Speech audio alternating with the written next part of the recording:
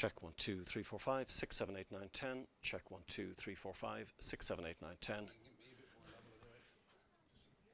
Check 1, 2, 3, 4, 5, 6, 7, 8, 9, 10. Check 1, 2. Yep. Happy? Yep. Okay. Yeah.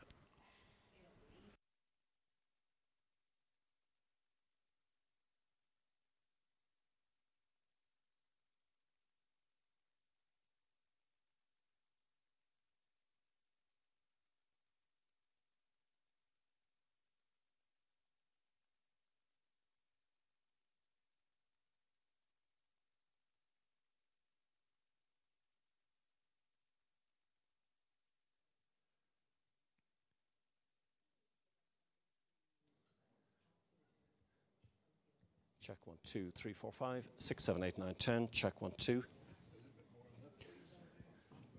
Check 1, 2, 3, 4, 5, 6, 7, 8, 9, 10. Check 1, 2. Check 1, 2. Check 1, 2, 3, 4, 5, 6, 7, 8, 9, 10. Check 1, 2. Check 1, 2, 3, 4, 5, 6, 7, 8, 9, 10. Check 1, 2. Yeah, good. Check 1, 2, 3, 4, 5, 6, 7, 8, 9, 10. Check 1, 2. Check 1, 2, 3, 4, 5, 6, 7, 8, 9, 10. Check 1, 2. Check 1, 2, 3, 4, 5, 6, 7, 8, 9, 10. Check 1, 2. Check 1, 2, 3, 4, 5, 6, 7, 8, 9, 10. Check 1, 2.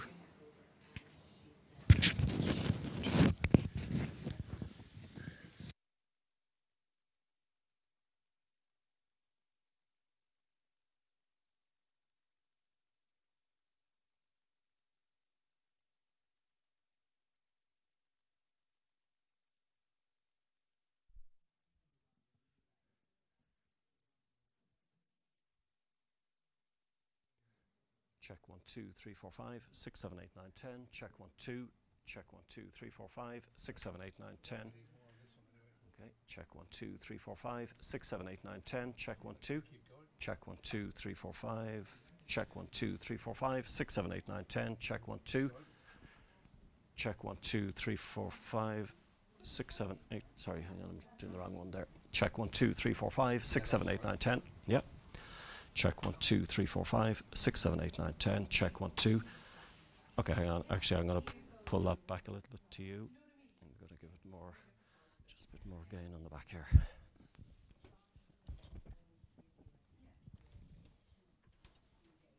sure I can do it there. Check 1, 2, 3, 4, 5, 6, 7, 8, 9, 10. Check 1, 2, 3, 4, 5, 6, 7, 8, 9, 10. Check 1, 2. Check 1, 2, 3, 4, 5, 6, 7, 8, 9, 10. Check 1, 2. Yeah, have you done?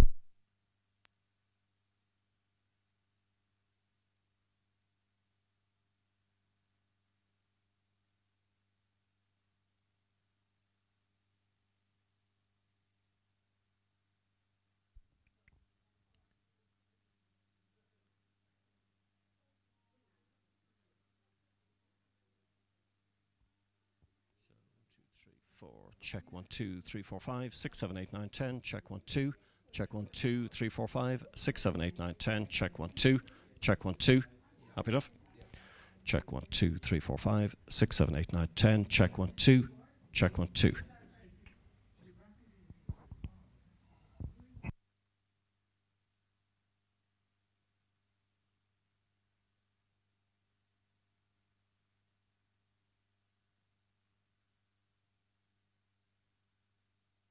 Should be okay. Check 1, 2, 3, 4, 5, 6, 7, 8, 9, 10. Check 1, 2. Check 1, 2. Check 1, 2, 3, 4, 5, 6, 7, 8, 9, 10. Yeah. Happy days. Check 1, 2, 3, 4, 5, 6, 7, 8, 9, 10.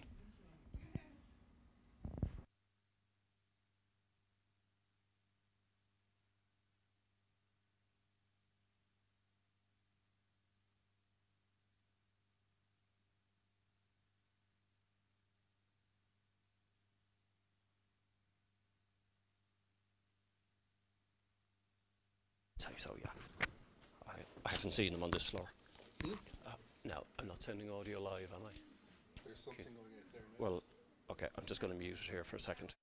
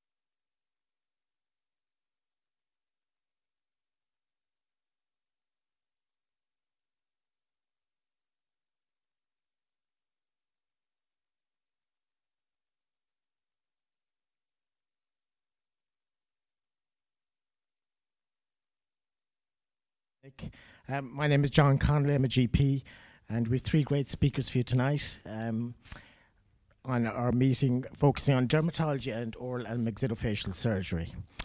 Now, there will be a facility for asking questions at the end of each talk, and if you have, for those of you listening at home, if you can email any questions to Karen here at kwalsh@hermitageclinic.ie, and we'll deal with those questions at the end of each session. So our first speaker tonight is Dr. Sandra Kirk. Dr. Kirk completed her undergraduate medical education in Ireland and specialist dermatology qualification in Newcastle. She's worked in the public dermatology service in Ireland as a dermatology trainee and temporary consultant, and now works full-time in private practice.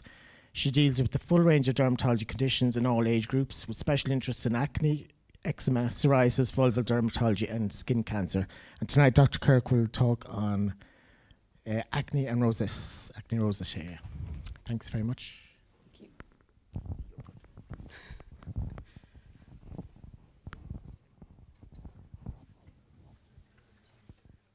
Okay, so good evening, everyone.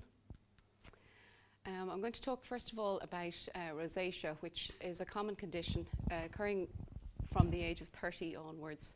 It affects about 13% of the Irish population. It's more common in females, and it's a chronic condition, patients suffering with exacerbations. Flushing is often the first presentation of it, and it occurs in the vast majority of patients with this condition.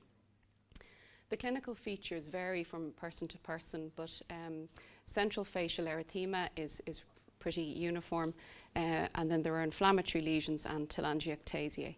30% of people have a family history. It can be associated with seborrheic dermatitis, and it can also be caused by the use of topical corticosteroids. So this shows the classic appearance with erythema on the cheeks, nose, it's often on the forehead as well, and the chin, and also the papules and pustules. Women, it's typically middle-aged women, and they can also have flushing and the telangiectasia visible. So you can see in this patient, he doesn't have any of the papules and pustules. He really just has the erythema and the quite noticeable telangiectasia, particularly on the cheeks and nose, and maybe a bit more marked on the chin. So this is the subtype of rosacea, where there's really just the erythema and the telangiectasia. Flushing is a big issue, and often patients complain of burning and stinging sensation in the skin. The periocular skin is spared. The skin can feel very fine and can be scaly due to the presence of Demodex, folliculitis, or often due to a problem with allergy to some products that they may be using on the skin. Frequent triggers to the flushing that patients are often aware of anyway include emotional stress, hot drinks, alcohol, spicy foods, exercise, cold or hot weather, and cold or hot water. And this burning, stinging sensation can be made worse when topicals are applied to the skin. So the dread of patients when they develop rosacea is that they're going to develop this complication, the rhinophyma with phymatous rosacea, where there's marked overgrowth of the sebaceous tissue and fibrous overgrowth, which can affect the nose most commonly, but also the ears, chin, and even the eyelids. It occurs almost exclusively in males. Up to 50% of patients will have some involvement of the eyes with inflammation of the lids and meibomian glands, and conjunctival hyperemia and telangiectasia. So just to be aware of that and maybe to ask patients about this issue. This is a less usual subtype of rosacea, which can occur. So this is granulomatous rosacea, or acne agmenata, where there are these uniform little papules. They may be present only around the eyes and around the mouth, but sometimes they can be more widespread, and there can be other features of rosacea present.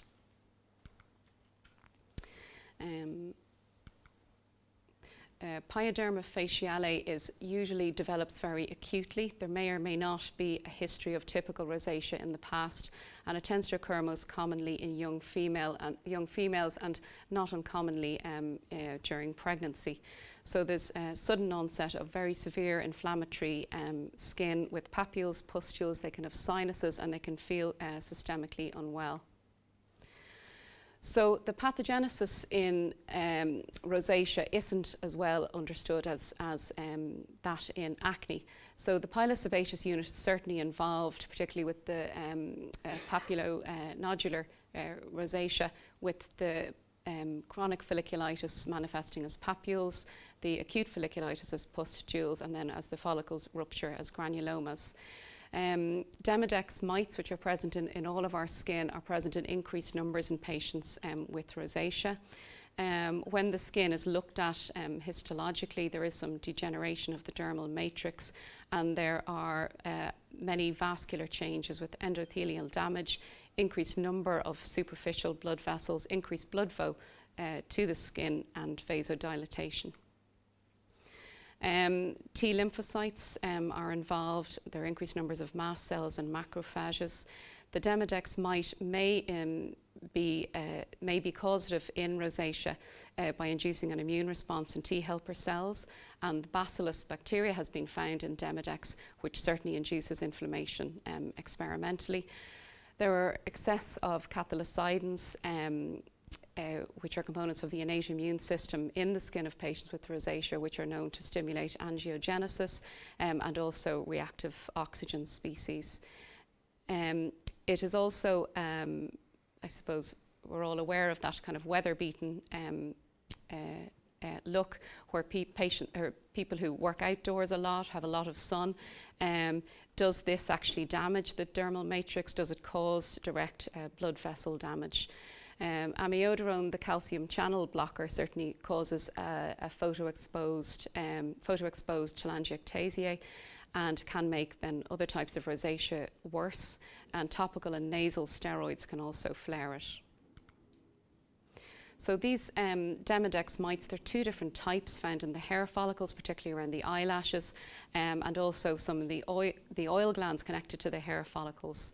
It manifests as, there's a particular then type of appearance with the Demodex folliculitis, with follicular scale, perifollicular erythema, and very sensitive skin and burning sensation.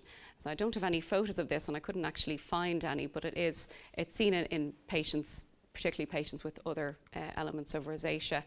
So this is the best picture I could get of the mite, that it's in the hair follicle, but it has 8 legs and quite a long body. They're not particularly pleasant looking insects. So the targets for treatment, therefore, in rosacea are anti-inflammatory, anti-Demodex, anti-vasodilatation. Important to advise patients to avoid exacerbating factors in as far as is possible. To consider allergy to some of the medications they may be using, which may be keeping things going. Photoprotection is very important because sunlight worsens rosacea in many patients. And also just to be careful with what they use on their skin, to use non-fragranced products, and really to minimise the use of moisturisers. So moisturisers really only as needed, because thick moisturisers can precipitate the overgrowth of the Demodex mite, which can keep things going. Because there's quite a variety of disease patterns, the treatment of them is a little bit different. Papulopustular rosacea is treated with topical treatments with antibiotics. Depending on the case, they may only need antibiotics for 6 weeks, or they may need them for a total of 6 months. The erythematotelangiectatic require topical treatments, longer-term antibiotics to really reduce this inflammation, and they often require laser treatment then to further improve the appearance. I'll discuss some of the others in a moment. Granulomatous rosacea is treated again with longer-term antibiotics, usually about 6 months. pyoderma faciale. Often actually patients require oral steroids along with either antibiotics if they're pregnant, or with isotretinoin. So there are a number of topical agents available for treatment of rosacea. Metronidazole gel or cream has been around for a long time and can be very effective. The azelaic acid is a newer treatment, and this can also be very useful. The Soolantra cream, the topical ivermectin, is a newer addition, and this is very useful in patients, particularly if they have that perifollicular scale and that Demodex folliculitis appearance to the skin. The other acne topicals are rarely used because the skin is often extremely sensitive, so they can actually exacerbate it, and there is, in a lot of patients, the skin barrier is a bit compromised with rosacea, so they're usually best avoided.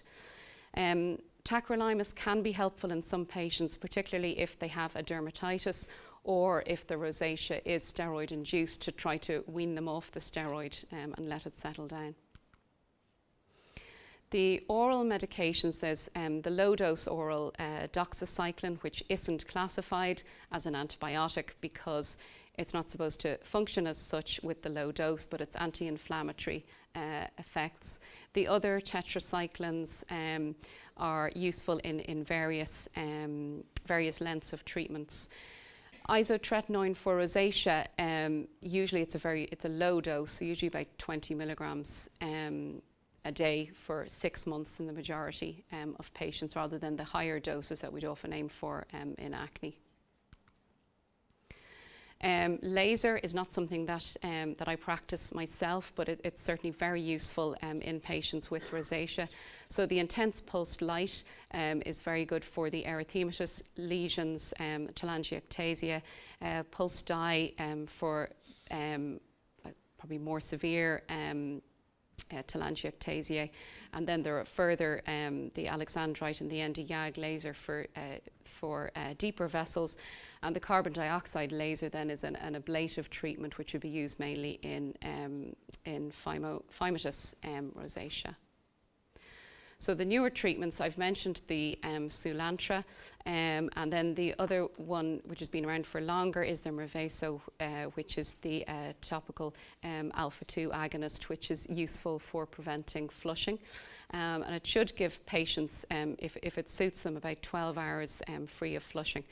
It's particularly useful in someone who has a problem with flushing, and so that if it works for them, they can apply it on a day where they're concerned, if they're social events or work events, that they're not going to be embarrassed by having a flushed face. So with the phymatous rosacea, the medical treatment is maximised. Isotretinoin is particularly useful for these patients because of the effect it has on the sebaceous glands, but they often require surgery to remove the excessive overgrown tissue. Ocular rosacea, I must admit, really, I look to my ophthalmology colleagues to manage this aspect of it. But simple things like artificial tears, just cleansing the eyelids gently, certainly can help. So with the internet these days, patients will have read up on their condition, and they'll come in and ask you questions that sometimes you haven't come across in kind of mainstream medical literature. So there were a lot of questions being asked a while ago about the Helicobacter pylori. So one study had found that a large proportion of patients with rosacea had a positive Helicobacter pylori breath test. One study found that there was an improvement in the condition with antibiotic treatment for it. Another study found that there was no improvement in those treated for the Helicobacter pylori and those not. But about 80% of people over 50 are positive for Helicobacter pylori. So I don't know if it's really relevant. Probably more interesting is the story, the celiac story, and the autoimmune story, that specific HLA alleles associated with rosacea have been identified, and some of these have previously been found to be associated with type 1 diabetes and celiac disease. So in a very large population-based study performed in Denmark, they found that women with rosacea were more likely than matched controls, up to 2 times more likely to, twice the relative risk to have type 1 diabetes, celiac disease, MS or rheumatoid arthritis. Less so in males. The signal for the rheumatoid arthritis was significant in male patients. So I think it's important just to bear this in mind, but I suppose these conditions do tend to present themselves, so we're unlikely to miss them. So after successful treatment of patients with rosacea, they may need nothing beyond photoprotection and advice on using suitable gentle products on their skin. And then some patients would require intermittent topical or know what to use, advise them on a topical to use if it starts to recur. Now I'll just talk a little bit about acne. So the mechanism for acne is better understood, where the sebaceous glands enlarge at around the age of 7 to 8.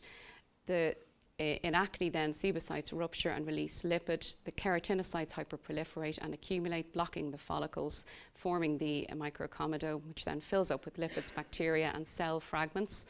So these are then, this comedo is the non-inflammatory lesion, but then it can become inflamed, forming the papules, pustules and nodules. So this is just a diagram showing on the right, showing the comedone, and you can see that the sebaceous gland and the hair follicle is filling up with this lipid material and overgrowth of P. acnes and other bacteria. So this shows the comedones with the blackheads, open comedones, and the closed comedones also, which are often the first sign of acne. More inflammatory lesions then with papules and pustules, and then more severe acne with some say nodule on the chin, and you can see there's a bit of surface irregularity in the skin, suggestive of early scarring or risk of scarring. So it's now normal really to develop acne from the age of 10 onwards. It's extremely common. Studies in the UK and the States, one study in the UK found basically about half of 14 to 16-year-olds had acne. One study in the States quoted 100%. I suppose it's what we consider when is it acne and when is it just a few spots. It's important to consider the type of acne, the effect on the patient and the family history. So if there's a family history of severe scarring acne, it should be taken seriously early on. There are various different classifications for acne, but I think the most useful thing really is looking at the type of lesions that you're trying to treat. So the comedones, the papules and pustules, if it's nodular, cystic, and importantly, if there's any scarring. So the different treatments available again are topicals, antibiotics, isotretinoin. For female patients then some hormonal treatments can be very useful. And then the other big issue which we're asked about I think at every acne consultation is diet. And there also are have been some studies, and there are some light treatments available, which I'll mention briefly. So the mainstay of treatment for the comedonal acne is topical retinoid, benzoyl peroxide and azelaic acid. So the topical retinoids have a large range of mechanisms of action to prevent the development of the microcomedones. They reduce inflammation, they get the follicular epithelium functioning normally. They can also enhance penetration of other medications, be it topical antibiotics given in a formulation with them, or even can improve the functioning of oral antibiotics. And they can also help post-inflammatory hyperpigmentation. So there, to consider that if you're treating dark-skinned patients who are more at risk of that. So there are one or two other options, but the Treclinac has the tretinoin and clindamycin. Differin is a third-generation retinoid, and then Epigeo is the combination of benzoyl peroxide and adapalene. Benzoyl peroxide has a powerful antimicrobial effect. And I suppose one of the most important things about it is that organisms do not become resistant to it. When giving it to your patients, you have to remember to tell them that it'll bleach clothing, or they won't be very happy. So usually I advise patients to use it at night and just sleep on white pillowcase and use a white towel when they're drying their face in the morning. And again, so that combination with clindamycin, pure benzoyl peroxide, or the epiduo. The azelaic acid is another topical treatment. It tends to be quite well tolerated. It possibly isn't quite as strong a treatment, but it does have all of these effects, reducing the P. acnes, reduces comedone's anti-inflammatory, and also the hyperpigmentation. So the antibiotics, the tetracyclines, are the mainstay of treatment. I tend to use mainly limacycline due to its low side effect profile, and it tends to be tolerated very well. Doxycycline and minocycline are also available. Erythromycin is useful in children where tetracyclines are contraindicated, and in pregnant women. And trimethoprim can also be very good, but it isn't licensed for use in acne, and also along with minocycline can have the odd severe drug rash and other side effects. It's important to give them with the topical to prevent the development of resistant bacteria, and expectation with time to improvement really 4 to 8 weeks. So they reduce the number of the bacteria involved in acne, and also have other anti-inflammatory effects. And minocycline and doxycycline inhibit granuloma formation, so that's another feature, and that can be helpful also in the granulomatous rosacea. So antibiotic resistance is a big issue, and as dermatologists we give out plenty of antibiotics, so it is something we need to be aware of. So we see it in acne with gram-negative folliculitis, where patients are, their acne doesn't appear to be clearing up, but in fact when you look at the skin it's just these fairly uniform little pustules, and that's really due to the resistant P. acnes and staph, and it's actually very hard to treat, and they usually require isotretinoin to treat it.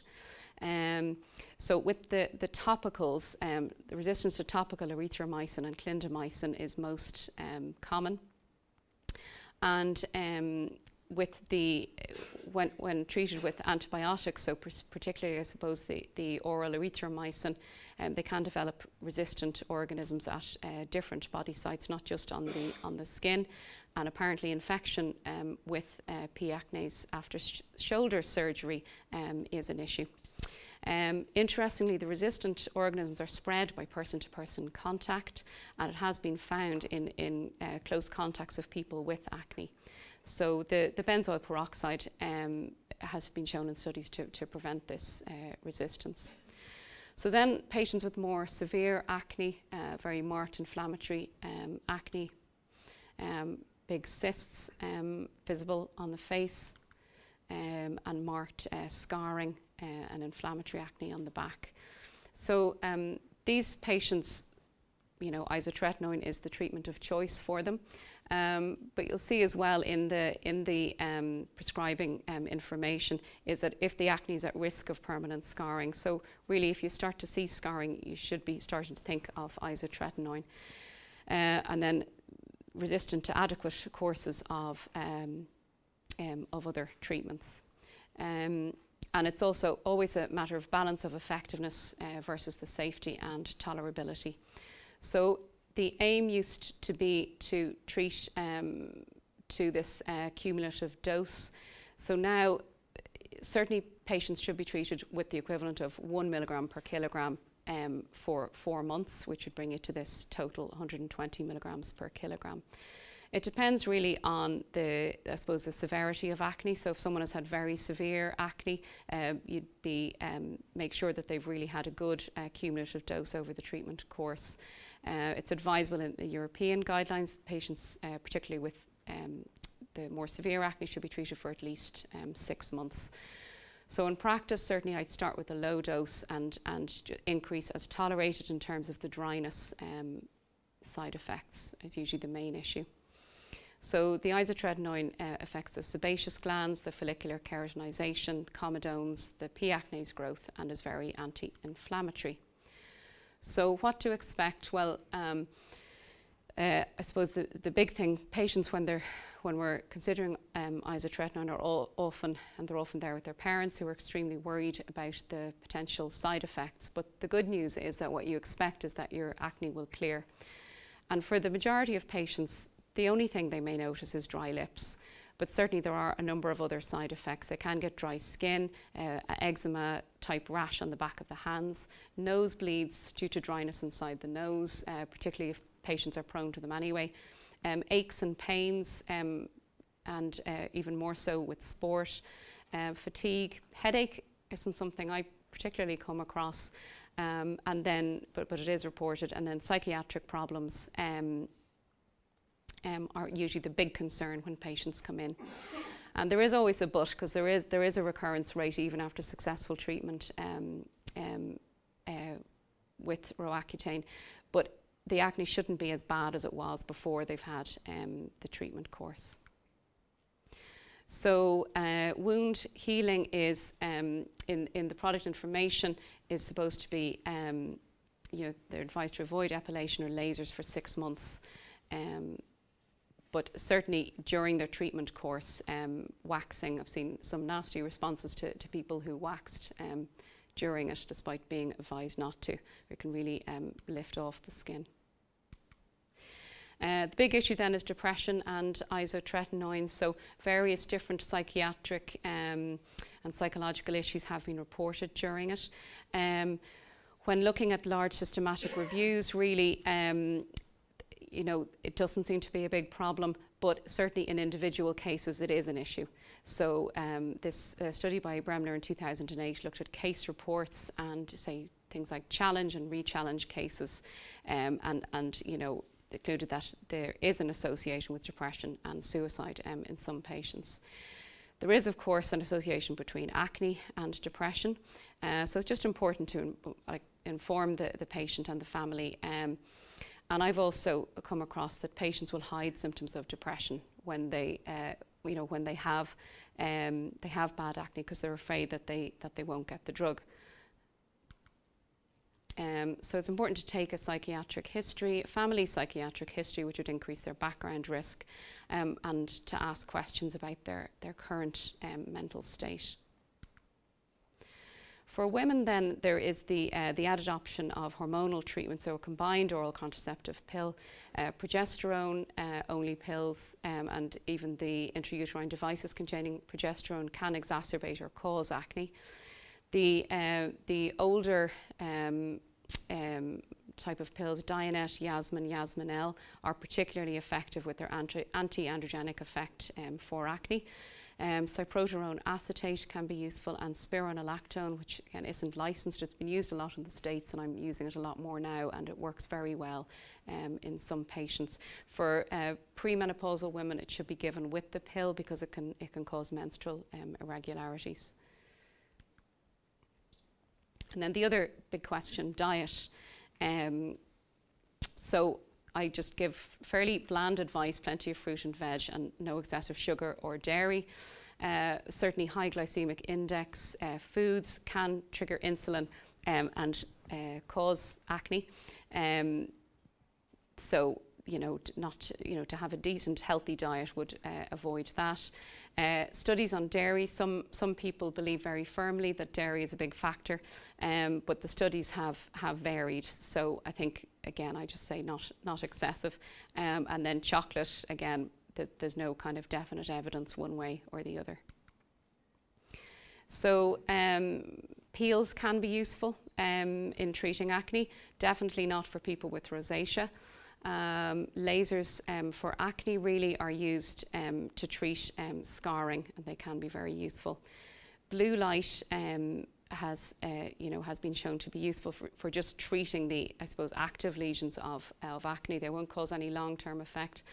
And there is now, there's a red light device that patients can actually book over the internet. It's a mask that they can use at home, and that can be quite useful, and to my best of my knowledge is not harmful.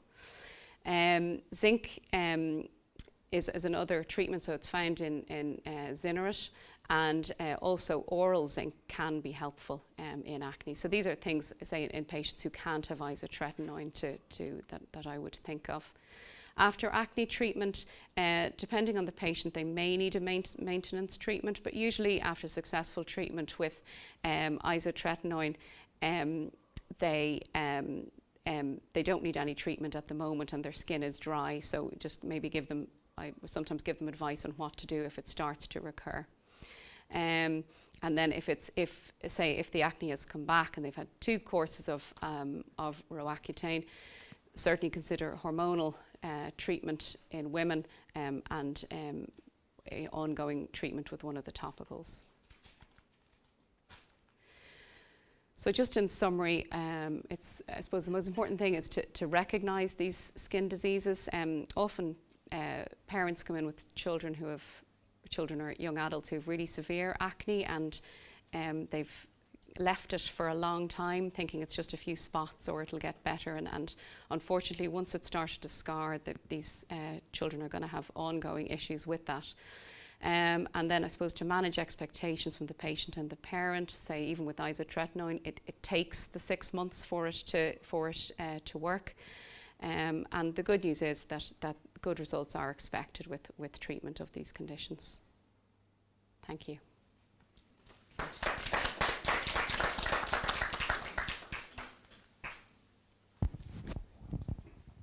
Do we have any questions from the audience?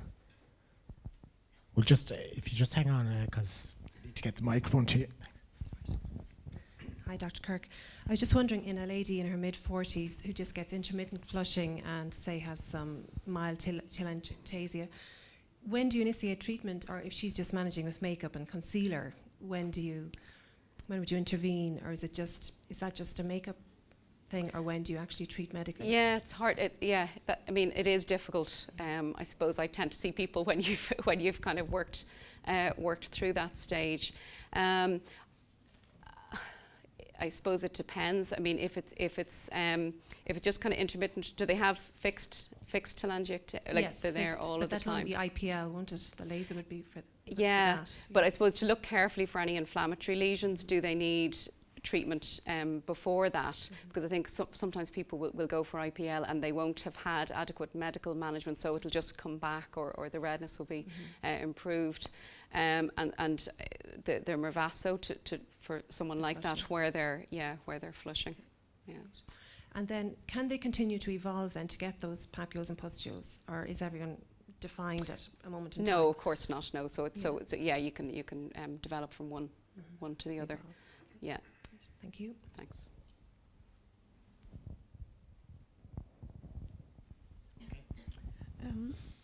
You mentioned that there could be a connection with celiac disease and autoimmune diseases in rosacea. I just wondered, when you do a biopsy of the skin in, say, that pyoderma rosacea, does it look completely different to what you might get in, say, topical systemic lupus? Well, I suppose the answer is that we don't tend to biopsy them, so I don't know. It should look very different, yes, because it would be, an acne picture rather than, there shouldn't be any interface reaction. I have a question. Do you see much rosacea in children? No. It's rare. So a child with a pustular rash that's flushing, is that more likely to be acne in childhood? In a child, well, I suppose the thing you look out for which I didn't mention actually, to differentiate the two, is the comedones. So in children, you'll often find them in the ears. Like mean in a young child? Yeah, who's about 8. Yeah. So you'd look for comedones, and usually you'll find them in the ears. So not to my knowledge, you shouldn't get rosacea at that age. Okay, that's there's no questions online. No. Just one more question, yeah. Would there be any connection with primary amenorrhea and acne, say, in a teenager?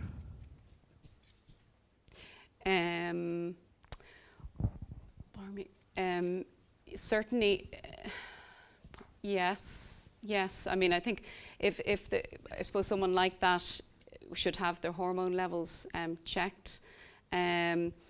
So if they have raised prolactin, you can find that sometimes, which might contribute to both conditions. But I suppose you check all of their hormone levels and check they don't have any kind of issue with those. There's just one question online, actually.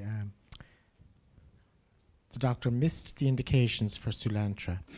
As a GP, could we prescribe this and Mirvaso? And what would be the side effects? I believe you can. Yes, prescribe them. So what are the indications? What are the indications for Soolantra?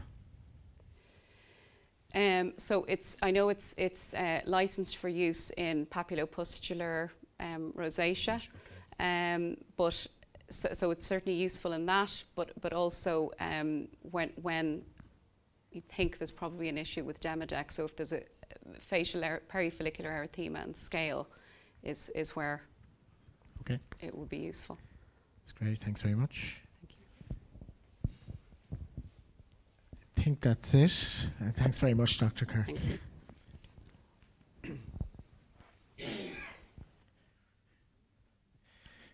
So our next speaker is Dr. Patrick Ormond, who will speak on pigmented lesions. Dr. Ormond is a consultant dermatologist and Mohs micrographic surgeon at St. James's and the Hermitage.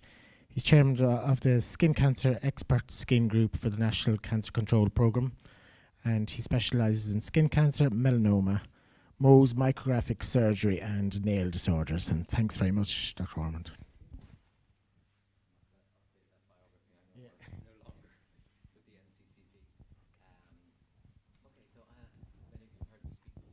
And I bored you about Mohs and non-melanoma skin cancer. So this is just about what do we do beyond the ABC.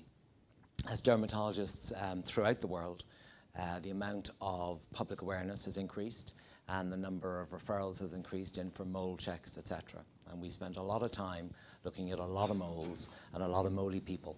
And we don't seem to yet be actually hitting the mortality rate in any way at all.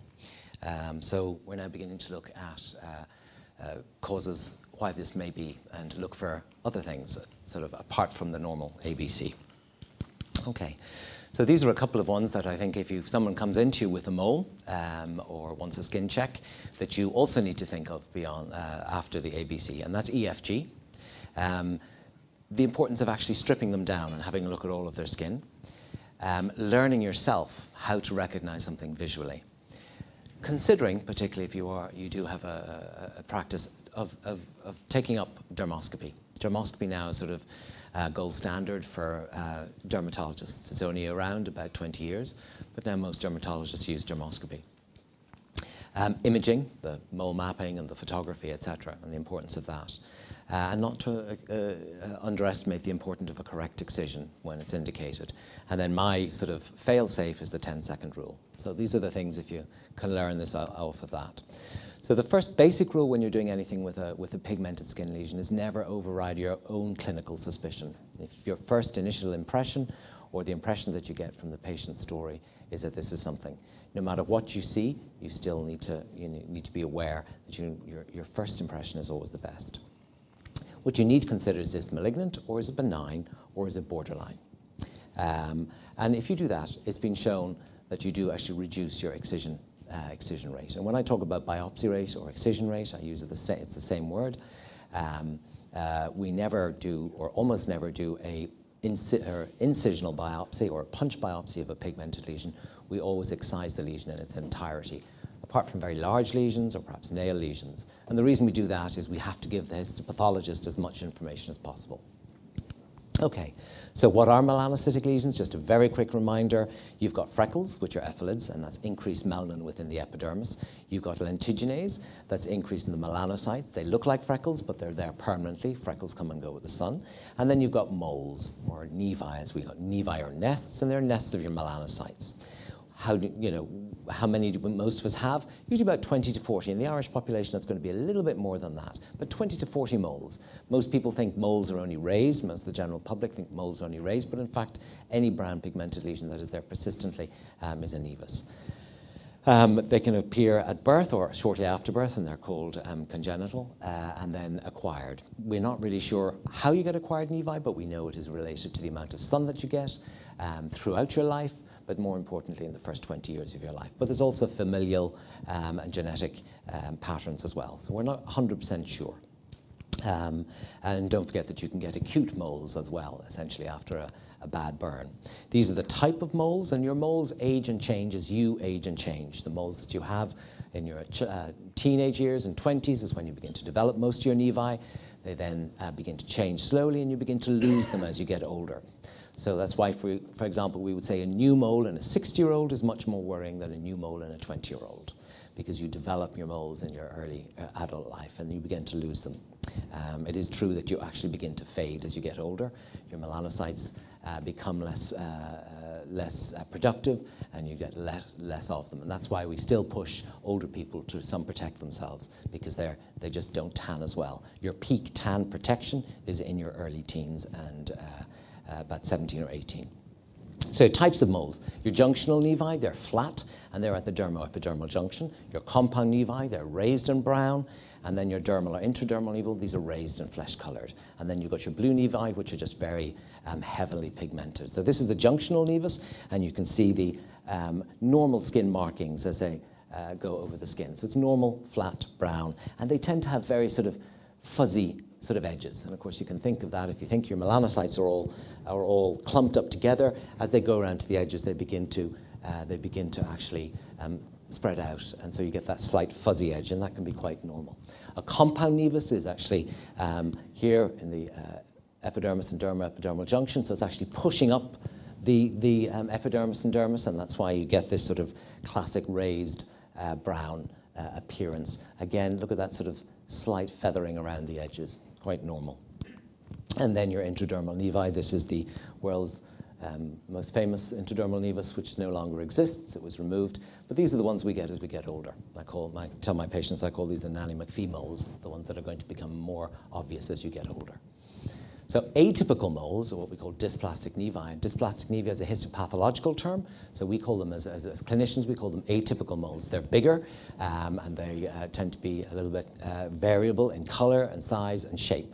And you're allowed a certain number of them. 3 to 4 atypical nevi on somebody is not a worrying amount. A large amount of atypical nevi can be.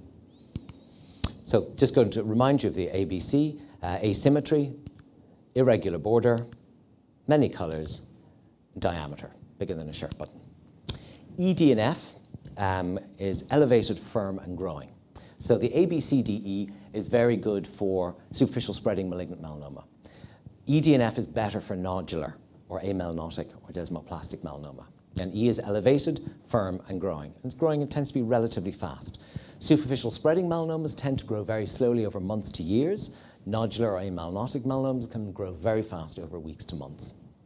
And that's the type of group that we're trying to now sort of focus in on. It seems to be biologically different form of melanoma, more likely to metastasize earlier, more likely to present with much thicker Bresler levels, higher mitotic counts, etc. So just remember the ED and F. So here, for example, is a nodular melanoma. You can see it's relatively symmetrical, really.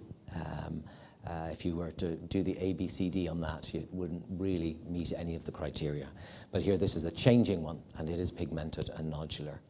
Again, this is very rapidly growing, and this was a very nasty, ulcerated amelanotic. Now, even most melanomas, if they're amelanotic, have a little bit of pigment somewhere. They do have a little bit of pigment, and we spend a lot of time looking for that if we're worried. This is the true amelanotic melanoma, but again, if you look at that, there's a tiny little flash of pigment there, which is just enough to... This is a desmoplastic melanoma. Really, this could be anything. And this is just a nodule under the skin. And none of us make this diagnosis clinically. It's all a histopathological diagnosis. Don't forget your full skin examination. I know you're very busy and they come in and they've got 27 layers of clothes and you've got just a few minutes to do everything. But if at all possible, particularly if somebody comes in and asks you to check their moles, one of the best things you can actually do from your own perspective is actually strip the patient down. That gives you a couple of things. Everybody has their own signature nevus pattern or patterns. So in other words, we grow a number of different types of moles. So I will always look, if somebody says, oh, I have this mole here, I'm always going to look for similar moles elsewhere on the body. And that's a very important thing, that you use the patient's own moles as your background reference level. And we can have a couple of different types of patterns, sort of dark brown. So if any of you have referred patients with me, you get letters saying their pattern is predominantly dark brown reticular on their lower legs, paler, homogeneous on the upper body. That's their signature patterns. And so we also look for the ugly duckling sign. And the ugly duckling sign is the mole that does not look like any of the other moles or patterns. And that's actually scientifically the most powerful sign from a public education point of view, is the ugly duckling sign, the one that is very different from the rest. The little Red Riding Hood sign, again, is that sort of amelanotic nodule that looks like something else, but isn't quite like it. So knowing what little red lumps and bumps are normal are very important, as well as pigmented ones, but what normal red lumps and bumps are. Screening, I just put a question on that, and that was, is screening of much use? There's very little evidence. There's a little bit of evidence that it might be beneficial, but it's a lot of work. So this is when I talk about the signature nevi. So here, for example, this is a young man whose mother had melanoma, and you can see that he has not exposed his back. He has just a few congenital nevi. This is a lady with multiple atypical nevi. But if you actually look at each one of these, you'll see that she is growing a certain type of pattern. She has a number of different patterns. She grows large, irregular, mid-brown. She also grows very small, very dark nevi. So you're looking for the signature, what her pattern is, and that sort of helps reassure you. So the ugly duckling sign we went to before. So this, for example, is the ugly duckling. This is the wrong color for this patient. Okay, that's the wrong color. Look at the rest of his nevi. They are not that color. The little Red Riding Hood sign, this is something which is just not quite right. So this thought to be a seborrheic keratosis because it had these little dark nodules in it. They were actually fake tan, but it just wasn't quite right for seborrheic keratosis. And I wasn't sure about this. This is a photograph of something where I removed, and it did turn out to be a nodular melanoma. And you're not really going to pick most of these up early. It's purely by accident. Skin cancer screening, a lot of work, maybe not that much benefit. It's, that may change as we select out the population strata that we look for. So, for example, we may screen older men who actually die more often from melanoma than, say, for example, younger men. So you need to screen 47 patients to find one non-melanoma skin cancer, but 400 patients to find one melanoma. Germany has parts of Germany have a skin cancer screening program. But again, it's an awful lot of work, and that, interestingly, only 12% of the population took them up on the screening offer. So what we tend to do is we tend to look at high-risk individuals, and these are high-risk individuals predominantly for superficial spreading malignant melanoma, and that's a large number of nevi. Exactly how many, we don't know, but about 100, but probably just a lot when you see one. Older, male. If you've had any melanoma previously or any non-melanoma skin cancer, that increases your risk. And again, like most of the Irish population, if you have fair skin. Or, interestingly, if a skin tumour was the reason they were referred initially, it may not have been the tumour they were referred with, but if they were referred with a skin tumour, you have a higher instance of picking up something else, which is why we do full skin exams as dermatologists. Visual recognition is very important in learning yourself how to diagnose these. And there's a couple of ways that do it. One is pattern recognition, comparative analysis, and then the analytic process itself that you go through when you're looking at things. So, for example, we know when we look at this, we know what this is. We've seen this, we can tell you exactly what it is because we've seen this a lot in our life. This is an elephant, in case I haven't seen it, but this is an elephant. But our brain also knows that this is an elephant, although they do not look in any way similar. And this is pattern analysis. So this is where we have learned through time and through exposure what pattern analysis. We look for the big things. He has a trunk, he has big ears, he has the shape of his body. So that's pattern analysis. This is somewhat just not quite right, okay? There's something not quite right about it, so we know that this is not usual. And that's what we're looking for. You're looking for that thing that goes, just not quite right. We can't put our finger on it, but there's just something not quite right. So comparison analysis is very important, and it's about learning. So for example, as a dermatologist, if I'm not doing that much, I have an easy day, I'll only see 20 patients in a day. Each have 100 moles each. That's pretty much 400,000 moles a year I will see. So over the course of my career, I'll see about 12 million nevi, and that's how I will learn. And you get better and better and better and better and better, and then come up with this. So this is what we are faced with, and you're faced with when somebody comes in and says, I'd like you to check my moles. They have hundreds of moles, and you have to look for this. Okay? It's fairly obvious what that is when you see it, but it's trying to get in to see it beyond all of these that's important. So having the awareness. And these are the ones that you're not quite sure about. These are the suspicious ones. Not sure, could be dangerous, not sure. Let's have a look. So how do you increase your diagnostic ability? The diagnostic aids, your dermoscopy, your mole mapping. Phone apps, a lot of people are using phone apps currently. Confocal microscopy, and then artificial intelligence, which according to some are going to replace dermatologists into the future. I look forward to that. So how does dermoscopy work? Essentially, dermoscopy is using light and magnification. The easiest way to think about it is the light, as it hits the irregular surface of the skin, is scattered. And so you get a reflection, you get reduced penetration of the light into the skin. The easiest way to think of that is almost like a glass-bottomed boat. When you're in a glass-bottomed boat, what you've taken away the scatter of the light off the surface of the water, the glass-bottom boat gets rid of that scatter, you now can see through the water. And this is what dermoscopy does, essentially. It overcomes that interface media. You can use either fluid immersion or polarized. I tend to use polarized because you don't need contact, it's faster and it's quicker. You can look at many lesions, whereas fluid immersion can be very good for looking at particular lesions, but it is slightly messy. There's your glass bottom boat, and that just reflects what dermoscopy is doing for you with magnification. Those are the two types, the fluid immersion or the polarized. I tend to use the Dermalite HR Pro. But there are lots of hybrids as well that you can use. So what does it look for? It looks for pigmented structures within the epidermis and the dermoepidermal junction. At the high level of the dermis is what we're looking for. Digital dermoscopy is essentially photographing your moles and photographing your dermatoscopic features. Dermoscopy is very useful. If you have some training in dermoscopy, it will increase your sensitivity quite markedly. If you've no training, it's not going to be of any benefit at all. So it is the type of thing that you can do, and I know that the Irish Primary Care Dermatology Society do a course in it, as do the UK one. Digital dermoscopy, I'm not a great fan of. I think it's very useful in very high-risk patients, but it's still not. The difficulty is, of course, is trying to get in to see a dermatologist. A lot of people go to the clinics that have mole mapping, etc., and though they may not be at high risk. So the actual diagnostic rate is not great for most of these.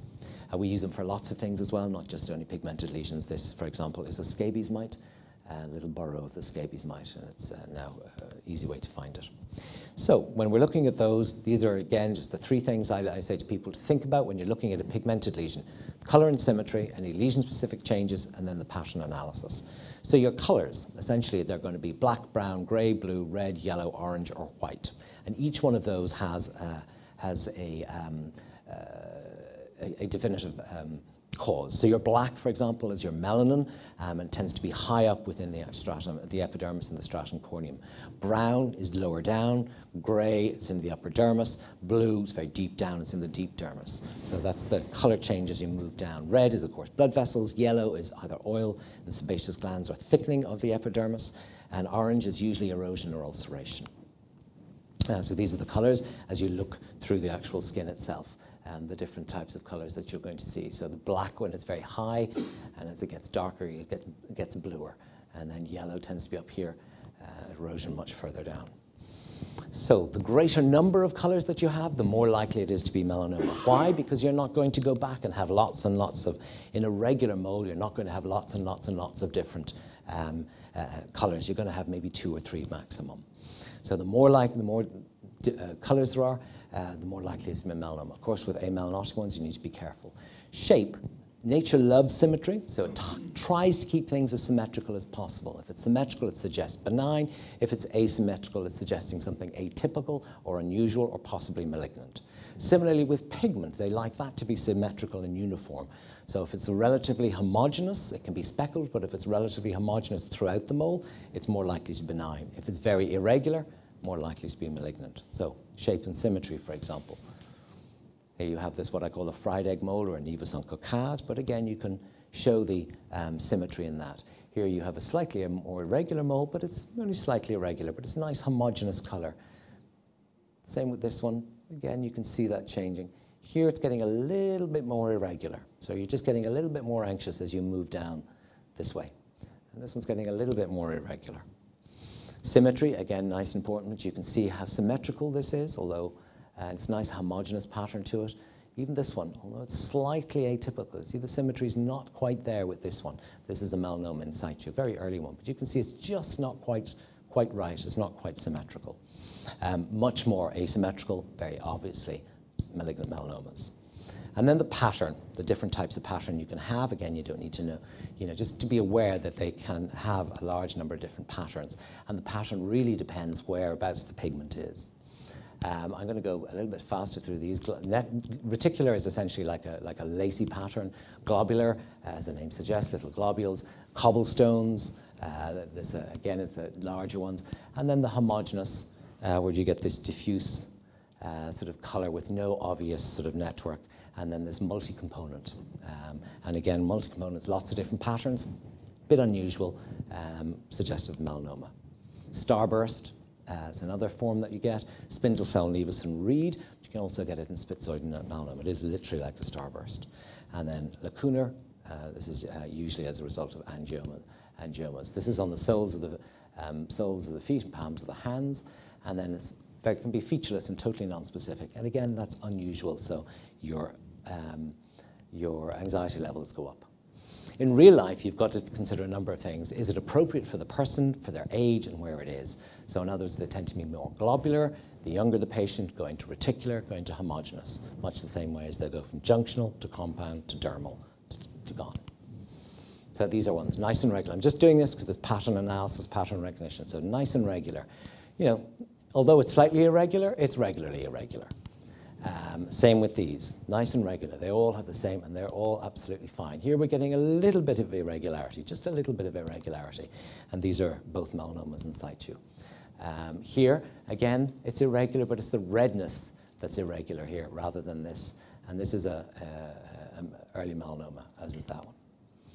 And again, more irregular, getting progressively more irregular. I'm going to just move through this a bit fast. These are all seborrheic keratoses. Vascular patterns, always look at the background vascular pattern. It can be helpful. I'm going to go very quickly through these. I don't think you need to know it. But this is one of the simple ways most dermatologists tend to remember, called CASH.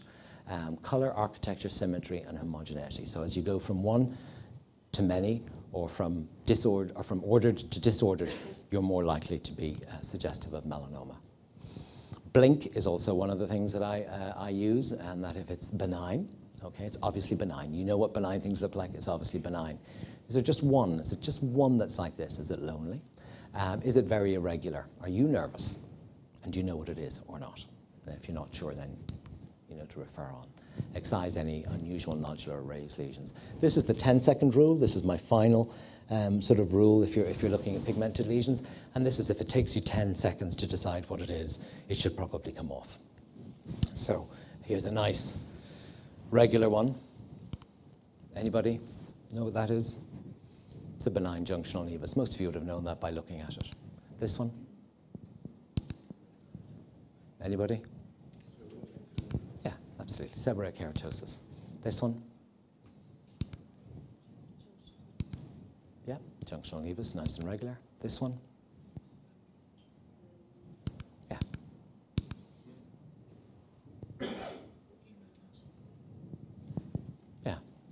cyanotic melanoma, just not quite regular there. Well, it's fairly obvious, I hope. That one? Not sure. I wasn't sure either. It's actually pigmented basal cell carcinoma, but it wasn't right for the patient, so it came off. That one? Yeah, I don't think anyone's quite sure about that. So in real life, just look at it, compare it to the other ones, and think about the time frame the patient gives you as well. Is it slow or fast? Because if you look at something and you know what to look for, you'd be amazed what you will find. So here we have a magnificent piece of art with vast quantities of amazing stories about a particular religion, etc. And you can get a bit lost at times if you're looking at fine detail, trying to think of what you have. But actually, if you look really close and just slowly work your way through all of these, there's the altar. And right behind the altar, equality. Thank you. Thank you. Any questions? Any questions from the audience? Just to remind people online, it's kwalsh@hermitageclinic.ie for any online questions. Nope. None. Yay. Great. Thank you so much. Thanks, you. Thanks very much, Patrick. So you have a choice of the Eurovision Song Contest tonight, or Mr. O'Callagh with facial pain. I think which would be more painful. Mr. O'Callagh is consultant specialist oral and facial surgeon at the Hermitage and at the National Maxillofacial unit at St. James's, and at the Beaumont Hospital, which is the National Neuroscience unit, and at Temple Street Children's University Hospital. He's a special interest in benign and malignant lesions of the head, neck and face, facial pain and facial trauma. And thanks very much, Dr. O'Callagh. Lovely, great. I'd rather be watching the Eurovision bad and all as it is. But, yeah, I've been asked to talk about facial pain. I know, this slide encompasses facial pain because you can't really do it in a short time. I don't intend to do it. I'll go over the stuff that I see that's relevant to practice that I'd see on a kind of daily basis. And again, there's kind of a lot of what Patrick was saying there earlier on about, you know, getting your diagnosis right and really your common pathology. And it goes back to the basic stuff of history, an exam of the oral head and neck, and then what are the relevant investigations.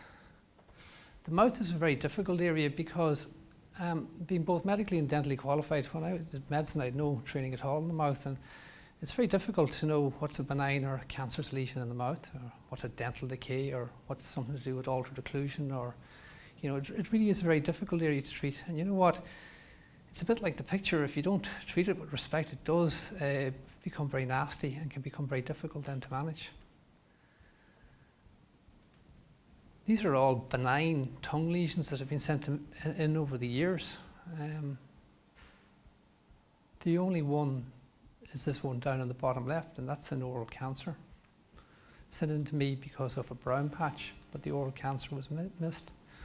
So you need to be sure what you're looking at, and I'm going to show you a few slides. Similar type thing, somebody with a white patch in the lip. Again, nothing that we were too concerned about. Somebody with an ulcer on the tongue, again a benign ulcer from trauma from a sharp tooth. This is someone with lichen planus, but this patient, it all looks benign, but they developed, no, that's right. Where's the pointer? But this is a squamous cell carcinoma that they developed in association with this lichen. And again, it was very delayed when it came in, and it causes problems for the patient because it's in the face. So again, here are two things that look identical. One's benign, one's malignant. So this is a fibroepithelial polyp from poor oral hygiene. This is a malignancy. So very difficult unless you know what you're looking at. Again, Can anyone tell me the benign one? Anyone tell me the malignant one? This is the benign. It's from cheek biting. This is the malignancy, squamous cell carcinoma.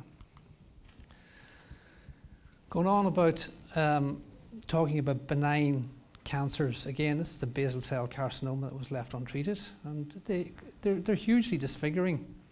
Again, in the head and neck. You know, they're benign tumours, but you know what? They start causing pain when they erode into bone, and ideally you don't want to leave them to that level. Again, because it's in the face, aesthetic reconstruction is important. People think, oh, it's a benign tumour I have, I want to look normal again afterwards, so you try your best to reconstruct people afterwards. And it is possible if they're got early. Problem with this, in this area here, is you have to get down to parotid fascia and make sure you don't damage the facial nerve in these. When they go into bone, it's radiotherapy doesn't really work that well for them, because when they get bone pain, there's very little you can do. You have to excise your tumour in its entirety. And so with the major head and neck stuff, that I do it along with the neurosurgeons in Beaumont, and this is somebody who's with a basal cell who's had their eye enucleated and their anterior wall of frontal sinus down to, you can see dura, anterior frontal lobe removed as well by the neurosurgeons, and repair that and then reconstruct that afterwards. So it's leaving this is quite detrimental for the patient, so probably seeing them early. I suppose the great thing about being able to be both medically and dentally qualified, in some of these cases we can reconstruct, and this is our dental qualification coming in, putting in a few dental implants into the orbit. So you can see this lady with her resection, you can see her tongue there, back of the oropharynx, put in a few implants around her orbit and a few implants in her maxilla. And the guys in the lab then will make her dentures, and then we give her teeth, and then we give her a false eye, and she looks pretty normal then afterwards, and she can function aesthetically. Again, these cancers can be, because they're in aesthetic zones, I take photographs and I show them to all my patients afterwards, because they say, oh, it's only a small thing. But you have to remember, a small thing like that needs a margin of, this is a squame, it needs a margin of a centimetre. And so therefore you're into creating a nice, relatively big hole, and you want to try and reconstruct it in such a way that, you know, it will look aesthetically okay, and that will heal up very nicely. Same with reconstructing ears. You can leave this guy without an ear, or you can try and reconstruct it so that he can hang, you know, that it will function for him to wear his earpiece so that he can hear, or to wear glasses. Again, these are just examples of tumours that, you know, in aesthetic zones, reconstruction is really important, and nice aesthetic, good reconstructions are really important for patients to function. So this is somebody who was biopsied, again going back to what Patrick said, this was a squamous cell carcinoma. It was biopsied, the biopsy came back as nothing, referred into us with a non-healing lesion, and you know, it looks like, you know, you could call it basal squamous at a minimum. It was a squamous, and you know, this lady needed quite a large resection, and then you're trying to reconstruct her so that she can function, that number one, that she can open her mouth, that she can get food back in, and that she looks aesthetically normal. So these do pose difficulty for us. The other thing we see an awful lot is dental infection. Again, when you look into mouth, how are you going to know? You send a patient for an OPG and you get a report back from the radiologist, say all teeth are present and there's a periapical area, or it's very non-specific, the reports we get back from our radiology people, so we don't always trust them. But this is somebody who's had pain, and chronic facial pain, had been everywhere, was on amitriptyline, and Tegretol, and basically they have an abscess from a lower tooth that was causing the pain, and nobody's picked it up. Again, I've shown this, these pictures before of an abscess. You know, this is the thing you'll see on a Friday evening at 11 o'clock, where the patient has really bad trismus. I thought this video was meant to roll on a bit, but anyway, yeah. So you'll see that when we open this up in about 20 seconds time, there'll be quite a lot of pus in the neck, and you can get up to anything from 500 mils to a litre of pus in the neck. So obviously this can be quite, patients can be quite unwell with this. And you know, we would have to put these patients back to intensive care for 24, 48 hours because they can get reflex edema or of the airway afterwards, and then you can lose a patient very quickly. So you can see there's quite a lot of pus in that neck, and when you open it up, there's a lot more. So we're not going to. So what I'm saying to you is, on these oral things or facial things, if you're unsure, you have to refer them early because they can become problematic. The second thing that I'm going to talk very quickly on is I get a lot of referrals on clicking jaws, TMJ, whatever TMJ is. Patients got TMJ. I get referrals on patients with migraine trigeminal neuralgia to the clinic in Beaumont on this type of thing. And I lock them all together as myofascial pain dysfunction syndrome. And I'll explain what I mean about that as I go on. And the culprit here is the trigeminal nerve. The trigeminal nerve is a fantastic nerve, but when it goes wrong, it really goes wrong and causes patients awful problems. But on the anatomy, the boring stuff, it's important to know the muscles that are for this kind of myofascial pain dysfunction syndrome, the muscles that involve temporalis, masseter, we all know those, and the lateral and the medial pterygoid. And the lateral pterygoid, I think, is the main culprit for a lot of this pain that people will get. It's important to know, again, the anatomy of the jaw joint, and the articular eminence is really important, and what happens in the joint itself. So you've got a ligament attaching to the disc, and the disc is attached anteriorly to the superior head of the lateral pterygoid. The inferior head of the lateral pterygoid is connected to the condyle. And so when our jaws are closed, this little disc sits in an anterior superior position. And as we open our jaw, the disc acts as a magic carpet, I call it. It slides over the articular eminence as it's pulled by the lateral pterygoid, the superior aspect of the lateral pterygoid, and allows the condylar head to slide over the articular eminence, or to glide over it quite nicely without causing any problems, and the mouth opens. And again, this is a little video I've nicked off the internet, so apologies to whoever owns it. Again, I had this set up, but to just go into the area I specifically wanted, but it hasn't done this. So we're looking at the jaw joint over here, and we'll see temporalis, masseter, and then this is our little disc. This is our ligament at the back. We'll see now the superior head of lateral pterygoid and the inferior head of lateral pterygoid, and the disc moving over and back over the articular eminence. Okay, so once you understand that, we then get the thing about joint clicking. And joint clicking is actually the disc popping over the articular eminence. And it usually occurs in most people when the mouth is open more than 40 millimeters. And that is because the little disc has been stretched. So jaw clicking is a normal phenomenon. Painful clicking, however, is not normal. And we'll deal with that in a second. So in patients who have myofascial dysfunction, you'll see crenations on the side of the tongue, and that is basically a sign of clenching. So the temporalis and the masseter muscles, usually when patients are asleep at night time, they're clenching. And you get the crenations on the side of the tongue, which I call, they're like welts, which you get if you're out gardening and you get welts on your fingers. Well, crenations are things like that. That's basically what you get on the side of the tongue from the teeth being pressed against the tongue, okay? And when you clench, then the muscles can become tender, and it's usually the lateral pterygoid, which you feel intraorally, that will be tender.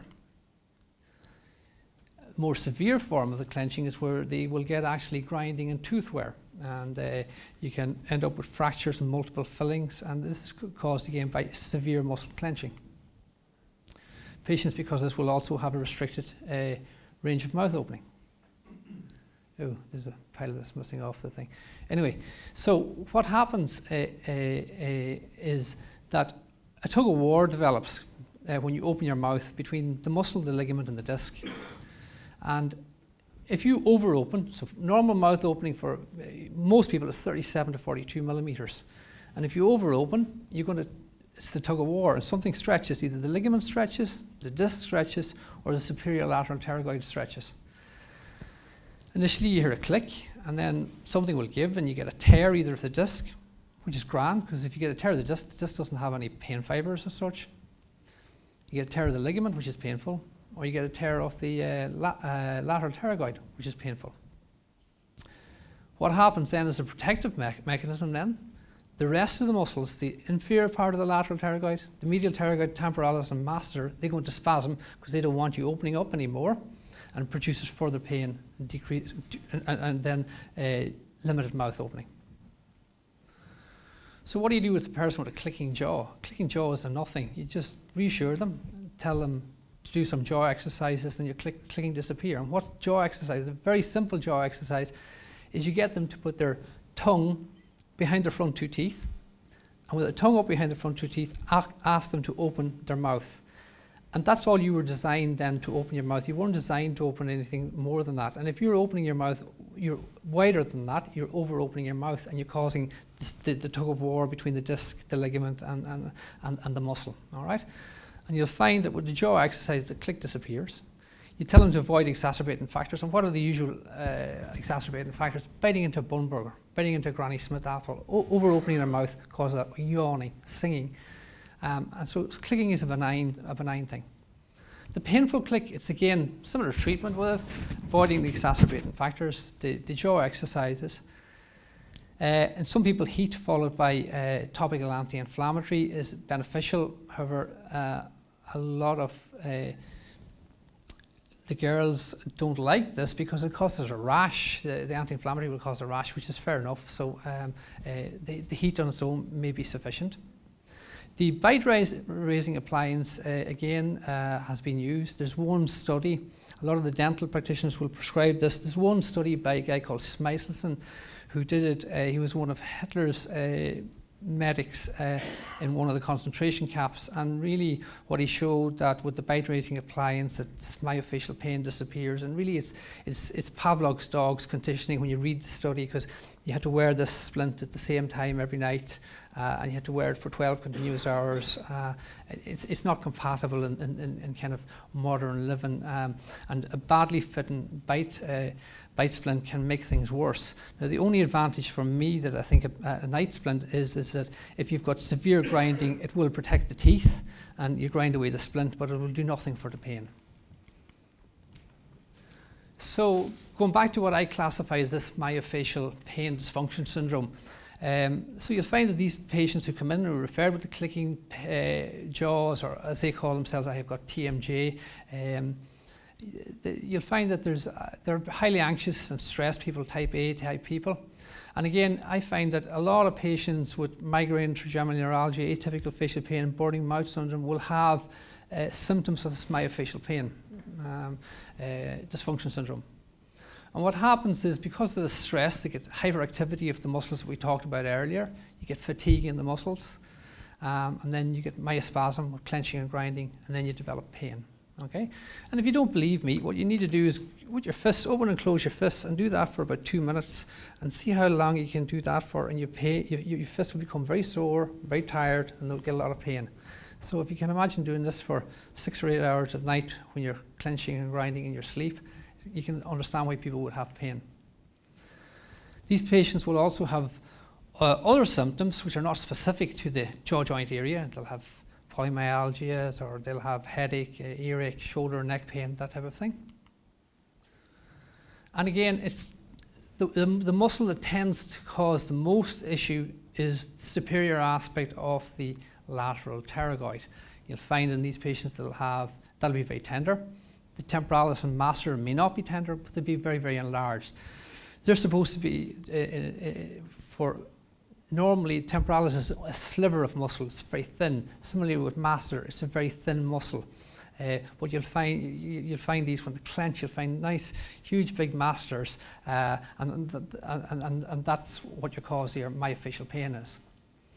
Again, you'll see these signs with the grinding and the clenching. So we solve the problem. What do you do with them? Well, I tend to send a lot of these patients as a baseline if it hasn't been investigated for before for routine bloods. And I always do, people ask me about zinc and magnesium. We find that again, we're looking for hen's teeth in these, but you do find that people who have abnormally low zinc or magnesium levels, when they're corrected, their pain is not as bad or is not as severe, all right?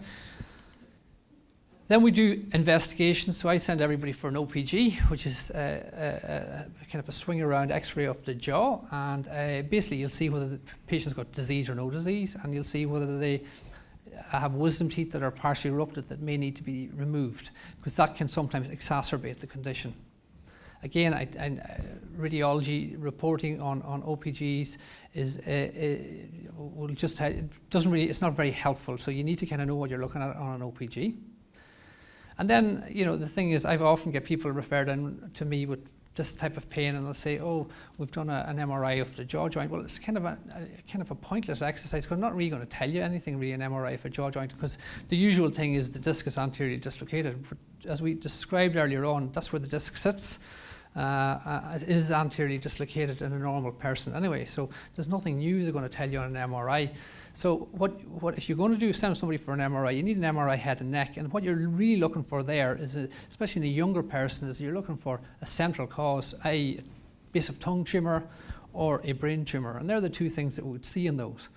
If you think, again, going back to like what Patrick Orman said earlier on about, you know, if you think it's something, it is something. If you think the patient's got trigeminal neuralgia, there's no point in sending them just for an MRI head and neck. You need an MRI trigeminal sequence. Otherwise, you're going to, you know, you're putting them, having an MRI head and neck, and then you're going to have to send them back for an MRI trigeminal sequence. So if you think it's trigeminal neuralgia, send them for the correct scan. So these are examples just of cases that I've been involved in for access with these the brain tumours. You know, you can see we've just removed the frontal bando here. So this is this kind of area, supraorbital. We've removed it so the neuro guys can get in to treat their brain tumour. Again, I'm not going to talk about trigeminal neuralgia, but it's a nice picture and I like showing it. Basically, this is the superior cerebellar as it pulsates over the trigeminal nerve, and that causes this trigeminal neuralgia type pain, and the neuro guys will end up putting the neuro way is now with the gamma knife or a Teflon sheet in between the superior cerebellar and the trigeminal nerve. So what do you do with this myofascial pain dysfunction syndrome? Well, in somebody who's got a really acute problem, so they've can't open their mouth, it's really closed down, they've got severe pain, what you do is you give them diazepam 5 to 10 milligrams 3 times a day for a maximum of 5 days, and that reduces the spasm in the muscles. Then you start getting them to do gentle jaw exercises, and again, avoiding their exacerbating factors, so that's opening their mouth too widely. And you know, you might say to me, well, they can't open their mouth, but when they go to eat any kind of food, stretching it too far will cause the muscles to go into further spasm again, and you go back to using the heat and the topical anti-inflammatory. Again, traditionally, these patients have, because of pain is exacerbated by anxiety, stress, tricyclic antidepressants have been used. Some people have prescribed gabapentin and Lyrica, and I think this is all last line stuff because of the side effects, especially with younger patients. It does have side effects, you know. People will be drowsy and tired, can't function, and they want to. A lot of these patients are type A type patients, and they, you know, they're successful careers, you know, wanting to, you know, can't be drowsy and tired from a side effect of gabapentin or that type of medication. So what I do is I clump all these patients together, especially the patient with the migraine, the trigeminal neuralgia, and if they have evidence of myofascial pain, dysfunction with the enlarged muscles, I treat them with Botox. And we have about 3,500 patients that we've treated in Beaumont over a 10-year period. And a lot of those people would be people who have referred with migraine or trigeminal neuralgia. And we find that when we Botox these muscles, it's quite a large dose. It depends on the size of the patient. Obviously, if it's a small, light patient, you're only going to give them about 100. If it's some big, strong, strapping man, you're probably going to give them 200 units. It depends, you make it up. But you need to treat all these muscles, and you need to treat them bilaterally. And it kind of, so I know some people have treated them themselves, and I'll get a letter and, oh, I've given 20 units. Well, 20 units is actually going to make the whole thing worse, and I've only treated one side. You need to, if you're going to treat it, you need a big dose, and you need to get the lateral pterygoid, because the lateral pterygoid is the culprit, and you need 15 to 20 units in the lateral pterygoid superior head. Again, Some of the guys use ultrasound for that, but you know, I tend not to use ultrasound because I can locate the muscle quite accurately manually, you know. So what does the Botox do? It paralyzes the muscle, it reduces the power and spasm, and by doing that then it reduces the pain. Again, as I said to you, the study we have in Beaumont, we're finding it really good. It doesn't work for everyone though, and if it doesn't work for them, well, there's nothing, unfortunately, I can add to the migraine or trigeminal. But as I say, we have about 3,500 people, and it's less than 40 people who have been diagnosed with migraine or trigeminal neuralgia where the Botox has not worked. So that's a fairly good take on that. What are the downsides of Botox? Well, the downside is that it won't work. Second downside is that they'll find that when they're chewing a hard steak or hard foods, that they mightn't have the same power when chewing the food, but you know, it reduces their pain, reduces the severity and intensity, and they get their life back. On an interesting aside, I had a lady in there fairly recently who basically was in an adult psychiatric hospital for 2 years with facial pain, was part of her thing, but other issues.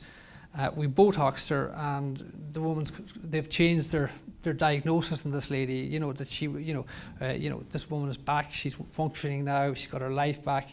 And how often do you have to get this Botox? The majority of people will get 6 months out of it. It breaks their habit, and they will come back maybe 6 to 8 months for further treatments. Yeah. So that's all I have to say. Any questions?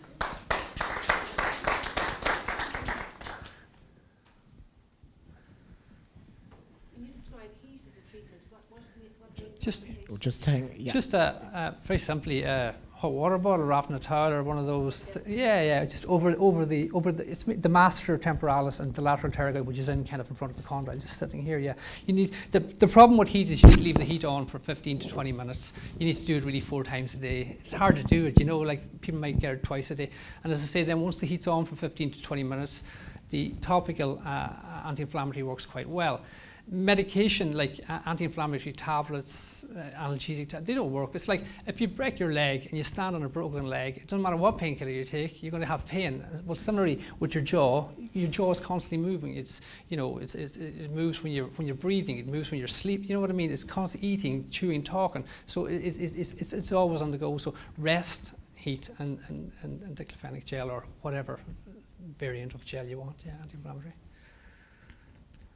Would you find many people have had teeth out before this is diagnosed properly? And then they become, they can become more stressed taking teeth out, and it starts working. There's no need to take the teeth out. You know what I mean? But you will find though that people with who have enlarged masters and temporalis and who are clenching, they lose that kind of proprioception thing. So the teeth end up banging against each other, and they're more likely to get what we call cracked tooth, broken tooth, and they do have pain in their teeth. You know what I mean? Like so, So I mean, I think it's very good. A lot of the dental people now are referring in patients for clenching and grinding just to protect the teeth rather than a night splint. Botox is a far better alternative.